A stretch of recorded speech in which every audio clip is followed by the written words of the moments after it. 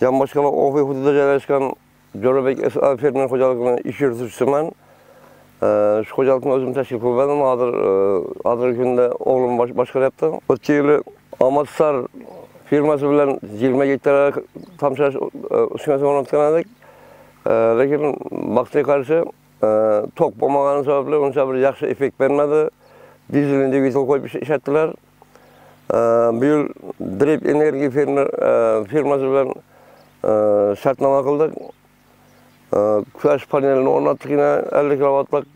Sababi bu yerda tok manbai 3,5-4 kilometr uzoqlikda joylashgan. Sababli o'rnatgan tamshilab sug'orish suv tejash uskunalarimiz bir yaxshi ishlamasdi. Mana hozir ko'rib turibsizlar. Bu yil o'tgan yil 20 gektar ishlagan bo'lsak, bu yil 33 gektar yerga Xitoy texnologiyasi bo'yicha tamshilab sug'orish uskunalarini o'rnatib paxta ekdik.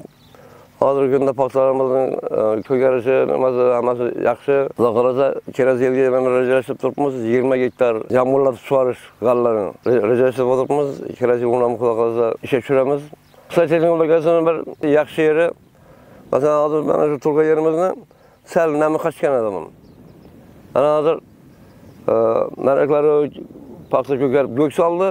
Lekin bedali endi ko'karib ketdi. Sababi 3-4 kun oldin panel ishga tushgandan keyin texnologiyani ishga tushirdik, nam berdik. Mana hozir Xudoga shukr ko'karib kelyapti. Tekis oldimizga qo'yar rejalarimizni ortiq bilan bajaramiz degan niyatimiz bor. Bu texnologiyaning yana bir foydali jihati, o'zlarimizning an'anaviy usulda ekkandagidek ichidan 4-5 martalab kultivator o'tmaydi. Agar gerbislarni vaqtida ishlatib nima qilsa, begona o't bosmaydi. Qatqaloq bo'ldi degan gap yo'q. Agar qatqaloq bo'lsa nam bersa, shu sigir tushgan uyani bo'shatadi ekan. Bo'shatib, bemalol paxtani ko'karishiga imkoniyat yaratib beradi. Ekonomik tomonlari ko'p. Texnika ekonomi, yoqilg'i, mineral o'tdan ham, masalan, mineral o'tni to'g'ri g'o'zaning tomiriga beradi.